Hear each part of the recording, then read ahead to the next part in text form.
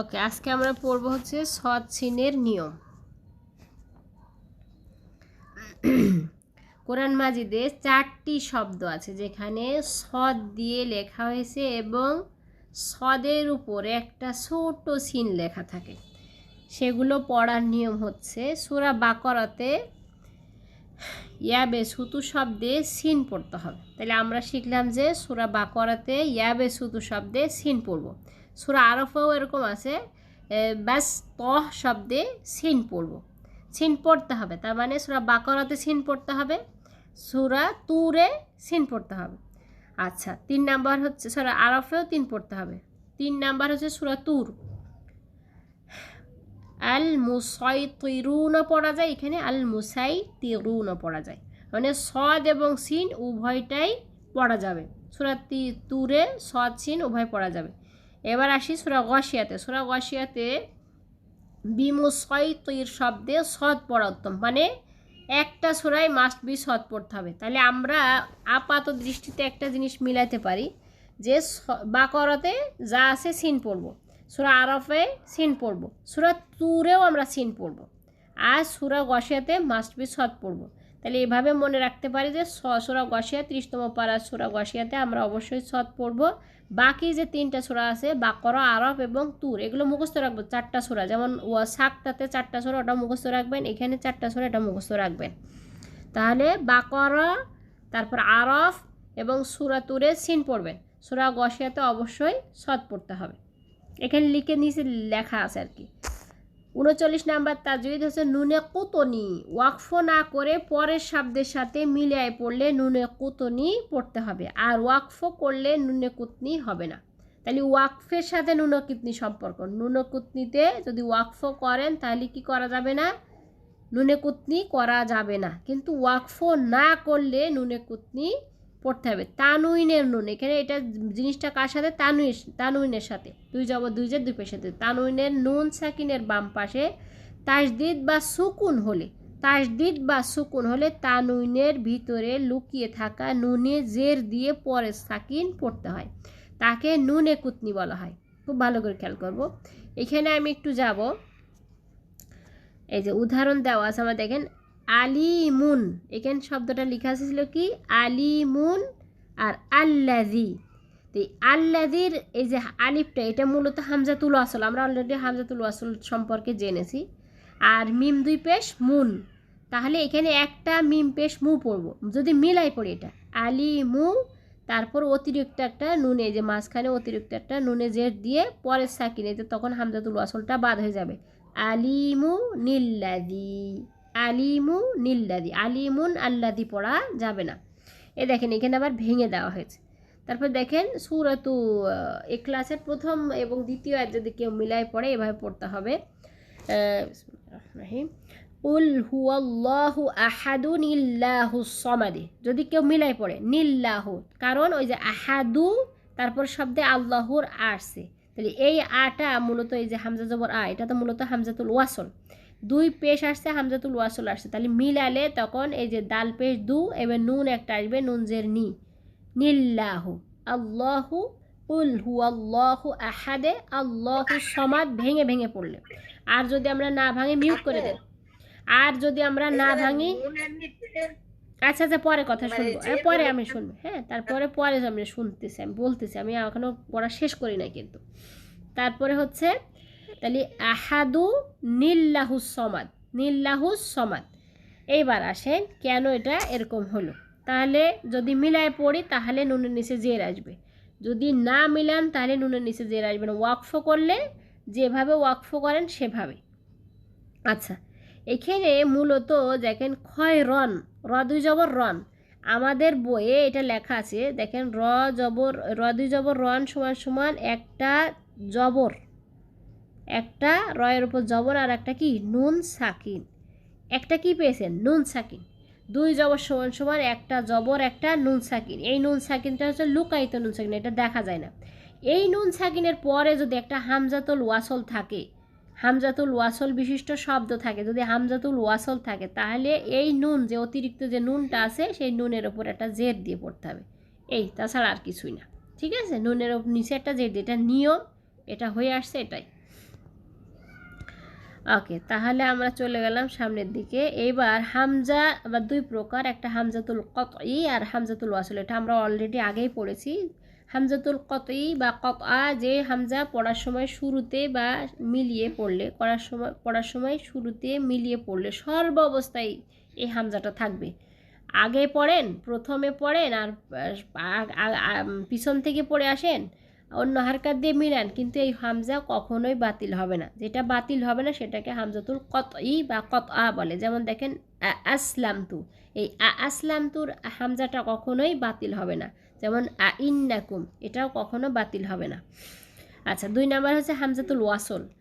পূর্বের শব্দের হারকাতের সাথে মিলিয়ে পড়লে যে হামজা বাদ পড়ে তাকে হামজাতুল ওয়াসল বলে।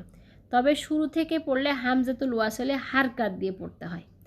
এইবার আসেন হামজাতুল ওয়াসলের আরও কিছু নিয়ম আমরা শিখব। লামে তারিফ বা লামু তারিফ, কোরআন মাজিদে নির্দিষ্ট করে কোনো কিছু বোঝাতে আল্লাহ তাআলা আলিফ আর লাম ব্যবহার করছে। এই তাজউদগুলো অন্যান্যভাবে অনেক সুন্দর করে পড়ানো হয়, মানে আরও একটু কঠিন করে, কিন্তু আমার বইয়ে আমি একদম ইজি করে যাতে মানুষ বুঝতে পারে, হ্যাঁ, এটা করা হয়েছে যে কোরআন মাজিদে নির্দিষ্ট করে কোনো কিছু বোঝাতে আল্লাহ তাআলা আলিফ আর লাম ব্যবহার করছেন। এই লাম হারফকে লামে তারিফ বা লামু তারিফ বলে। লামে তারিফ বা লামু তারিফ বলে। আচ্ছা, সব লামে তারিফযুক্ত শব্দের শুরুতে আলিফ ও লাম থাকলে হামজাতুল ওয়াসলে সব সময় জবর দিয়ে পড়বেন। তার মানে কি, হামজাতুল ওয়াসলের পর লাম থাকলে সব সময় হামজাতুল ওয়াসলে এক কথায় জবর হবে। আচ্ছা, যদি লামে তারিফ না থাকে, মানে লামে তারিফ মানে কি আলিফ আর লাম নেই, সেই ক্ষেত্রে তৃতীয় শব্দের তৃতীয় অক্ষরে পেশ থাকলে হামজাতুল ওয়াসলে পেশ দিয়ে পড়বেন। সেদিন পড়া হয়েছিল, কালকে।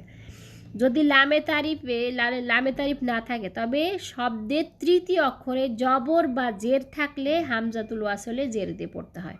এই যে আলহামদু, উদউ আর ইরজিই। আচ্ছা, আমরা আজকে ওয়াকফে ঢুকলাম। ওয়াকফ অর্থ থামা, আর ওয়াকফ 4 প্রকার। ওয়াকফ 4 প্রকার কী কী? একটা হচ্ছে ওয়াকফে তাম, 2 নাম্বার ওয়াকফে কাফি, 3 নাম্বার ওয়াকফে হাসান, 4 নাম্বার ওয়াকফে কবিহ। ওয়াকফে তাম, যেসব স্থানে ওয়াকফ করলে পূর্ববর্তী শব্দের সাথে পরবর্তী শব্দের শাব্দিক ও অর্থগত মিল থাকে না, মানে কোনো মিল নেই, আলাদা আলাদা জিনিস, সেটাকে ওয়াকফে তাম বলে। ওয়াকফে তাম মানে কি, আগের শব্দ বা আগের বাক্যটার মিনিং শেষ হয়ে গেছে, তারপরের যে বাক্যটা এটা নতুন মিনিং শুরু হয়েছে, এক্ষেত্রে ওয়াকফে তাম বলে। এটা পূর্ণ বাক্যের শেষে দম ফেলা যাবে। আচ্ছা, 2 নাম্বার হচ্ছে ওয়াকফে কাফি, যে সকল ওয়াকফের স্থানে পূর্ববর্তী শব্দের সাথে পরবর্তী শব্দের শাব্দিক অর্থ মিল থাকে না, শুধু অর্থগত মিল থাকে। যেমন মনে করেন আমি ঢাকায় যাব, আমি ঢাকা যে কী করব, এই হচ্ছে মিল থাকবে, কিন্তু শব্দগত কোনো মিল নেই, অর্থগত মিল আছে, তাকে ওয়াকফে কাফি বলে। তার মানে ওয়াকফে কাফি যেখানে, সেখানে আপনি ওয়াকফ করতে পারবেন। 3 নাম্বার ওয়াকফে হাসান, যে সকল স্থানে ওয়াকফ করলে পুনরায় পূর্বের শব্দের সাথে মিলিয়ে পড়তে হয় তাকে ওয়াকফে হাসান বলে। মনে করেন আমার দম শেষ হয়ে গেছে, এক জায়গায় আমি ওয়াকফ করছি, এর আগে যদি ওয়াও থাকে, ফা থাকে, চুম্মা থাকে, হ্যাঁ, লামে তাকিদ থাকে, ভার্ব থাকে, সে সকল জায়গা থেকে আবার পুনরায় মিলিয়ে পড়তে হয়। আচ্ছা, তাহলে যদি আপনি ওয়াকফের নির্দিষ্ট জায়গায় ওয়াকফ করেন, মানে নির্দিষ্ট জায়গায় জিম থাকে, মিম থাকে, সে সকল জায়গায় ওয়াকফ করেন, তাহলে আর মিলাতে হবে না। ওয়াকফে কবিহ মানে মন্দ ওয়াকফ, ওই সকল স্থানে ওয়াকফ যেখানে পূর্ববর্তী এবং পরবর্তী শব্দের শাব্দিক ও অর্থগত সম্পর্ক থাকে, তখন ওই সকল স্থানে ওয়াকফ করলে অর্থ পূর্ণাঙ্গ হবে না, অর্থ পরিবর্তন হয়ে যেতে পারে, সেক্ষেত্রে ওয়াকফ করব না। তা আমরা যখন কোরআন পড়ব তখন এই বিষয়ে আরও বিস্তারিত জানানো হবে। ওয়াকফের আলামত সমূহ এখানে আমাদের জাস্ট ইন দ্য ওয়াক ফ্রন্টে করা হয়েছে এটা, হ্যাঁ, এটা হচ্ছে মদিনা মুসাবের কোনো ওয়াকফে ওরকম দেওয়া হয়নি। আচ্ছা, 2-1টা আছে। আচ্ছা, ওয়াকফে তাম, গোল চিহ্নকে ওয়াকফে তাম বলে। গোল চিহ্ন যেখানে, আপনি সেখানে ওয়াকফ করবেন, মানে থেমে যাবেন, দম ফেলে দিবেন। যেমন ওয়াদদুহা, থেমে গেলাম, ওয়াল্লাইলি ইযা সাজা, থেমে গেলাম, এটা হচ্ছে ওয়াকফে তাম। তবে আমাদের ইন্দোপাক ফ্রন্টে আর একটা জিনিস, এটা ওয়াকফ, অনেকে বলে ওয়াকফ করা যায়, অনেকে ওয়াকফ করা যায় না, দ্বিমত আছে। তবে সেটা আমরা লিখেছি যে বট পাতার মতো দেখতে বা উল্টা লাভ, উল্টা হার্ট শেপের মতো দেখতে, এই চিহ্নটিকে ওয়াকফে তাম বলে। এখানে ওয়াকফ করা যাবে, তবে এখানে ওয়াকফ করার না করার ব্যাপারে বেশ দ্বিমত আছে। আপনি ওয়াকফ না করলে ভালো হবে, আবার যদি দম একদমই শেষ হয়ে যায় সেক্ষেত্রে ওয়াকফ করা যাবে। যদি দুইটা শব্দের বা দুইটা সেন্টেন্সের মাঝে কোনো শাব্দিক এবং অর্থগত মিল না থাকে সেক্ষেত্রে ওয়াকফ করা যাবে। 40 নাম্বার হচ্ছে ওয়াকফে লাজিম। মিম ওয়াকফে লাজিম, যেখানে অবশ্যই ওয়াকফ করব সেখানে দম ফেলবো, মাস্ট বি। যদি না না দম ফেলা হয় তাহলে এটা মিনিংটা বা অর্থটা চেঞ্জ হয়ে যেতে পারে, অর্থ চেঞ্জ হয়ে যায়, যেতে পারে না, অর্থ চেঞ্জ হয়ে যায়। সেজন্য মিম যেখানে থাকবে, দেখেন এরকম এই একটা এবং এইটা এর মাঝামাঝি, এরপরে বাটা নাই, কিন্তু খেয়াল রাখবেন বাটা নাই, জাস্ট দুইটা সেন্টেন্সের মাঝখানে বা দুইটা ওয়ার্ডের মাঝখানে মিম থাকতে পারে, সেখানে মাস্ট বি আপনি ওয়াকফ করবেন। 41 নাম্বার হচ্ছে ওয়াকফে মুতলাক। তো ওয়াকফে মুতলাক, যেখানে ওয়াকফ করব বা দম ফেলবো সেখানে, তাহলে ত থাকলে সেখানে আমরা দম ফেলতে পারি। উদাহরণগুলো আপনারা একটু দেখে নেবেন। 42 নাম্বার ওয়াকফে জাইজ। জিম ওয়াকফে জাইজ, যেখানে ওয়াকফ করা যাবে আবার পড়া চালিয়েও যাওয়া যাবে। ওয়াকফে জাইজ, যেখানে ওয়াকফ করা যাবে আবার পড়া চালিয়েও যাবে। আপনি যদি মনে করেন আমি পড়া চালিয়ে যাব, যেতে পারেন। আপনি যদি মনে করেন যে আমি থেমে যাব, থেমেও যেতে পারেন। 43 নাম্বার ওয়াকফে মুরাক্খাস। সদ ওয়াকফে মুরাক্খাস, যেখানে ওয়াকফ না করে পরের শব্দের সাথে মিলিয়ে পড়া ভালো, তবে নিঃশ্বাস শেষ হয়ে আসলে ওয়াকফ করা জায়েজ আছে। যদি আপনার মনে হয় নিঃশ্বাস শেষ হয়ে গেছে তাহলে আপনি ওয়াকফ করতে পারবেন, তবে না করাটা ভালো। 44 নাম্বার ওয়াকফে মুজাওয়াজ। যা ওয়াকফে মুজা, যেখানে ওয়াকফ করব না সেখানে, তবে এর উপস্থানে ওয়াকফ করা বা না করা উভয়ই জায়েজ আছে। আচ্ছা, 45 নাম্বার ওয়াকফে রুকু। আইন আইন ওয়াকফে রুকু, যেখানে ওয়াকফ করব সেখানে। আচ্ছা, 46 নাম্বার ওয়াকফে মানজিল। দেখবেন কোরআন থাকে, এর উপর একটা লাম থাকে, তারপর জিম থাকে, তারপর আবার আইন থাকে, এরকম কিন্তু অনেক জায়গায় এরকম থাকে। সূরা ইয়াসিনে দেখতে পারেন লাস্টের দিকে 52-53 আয়াতে এরকম ইন্দোফাক ফ্রন্টে আছে। তাহলে লাম ওয়াকফে মঞ্জিল, যেখানে ওয়াকফ করব সেখানে। 47 নাম্বার হচ্ছে ওয়াকফে আমর। কফ এবং ফা থাকলে সেটাকে বলা হয় ওয়াকফে আমর। ওয়াকফে আমর, যেখানে ওয়াকফ করব সেখানে। 48 নাম্বার কিলা আলাইহি ওয়াকফ, মানে কফ ওয়াকফে কিলা আলাই, এর স্থানে ওয়াকফ করা বা না করার অভিমত রয়েছে, তবে অধিকাংশের অভিমত হলো ওয়াকফ না করাটা উত্তম। 49 নাম্বার তাজউদ হচ্ছে ওয়াকফে কদ উসুল। ওয়াকফে কদ উসুলের ভার্সন হচ্ছে দুটো। ওয়াকফে কদ উসুল হিসেবে কোনো কোনো কোরআনে থাকে, আবার কোনোটাতে ওয়াকফে ওয়াসলু আইল আউলা, এই দুইটাই ভার্সন থাকে। কোনোটাই এটা ব্যবহার করা হয়, কোনোটা এটা ব্যবহার করা হয়।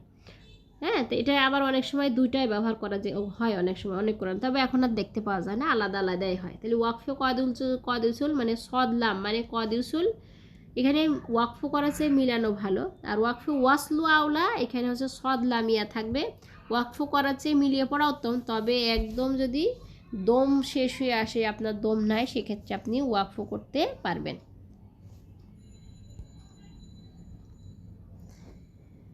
আচ্ছা, তারপরে হলো 51 নাম্বার ওয়াকফে মুয়ানাকা। ওয়াকফে মুয়ানাকা হচ্ছে 3, 3, 6 ফোঁটা ওয়াকফে মুয়ানাকার সংকেত, 3টা ফোঁটা থাকবে। সূরাতুল বাকারার দ্বিতীয় আয়াতে আপনি এটা পাবেন।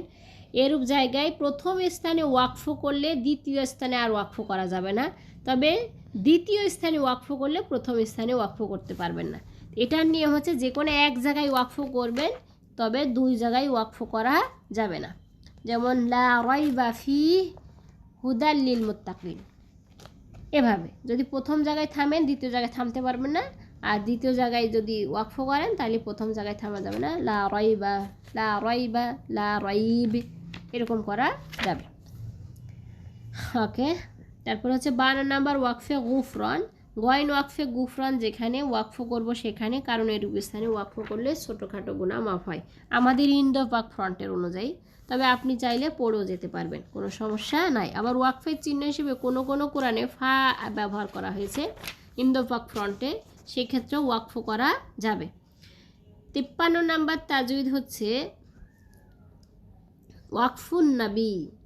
হ্যাঁ, এরকম একটা চিহ্ন সদের মতো অনেকটা, আবার কোনো কোনো কোরআনে এই ওয়াকফুন নবী, এটা তো সদের মতো, আচ্ছা, এখানে আরও একটা চিহ্ন আছে, দেখেন এইভাবে একটা চিহ্ন ব্যবহার করা হয়, এটাকেও কিন্তু ওয়াকফুন নাবি, মনে করেন গোল চিহ্ন আছে, গোল চিহ্নটা আছে, তারপর একটা লাম আলিফ আছে, সেক্ষেত্রে আপনি ওয়াকফ করতে পারবেন।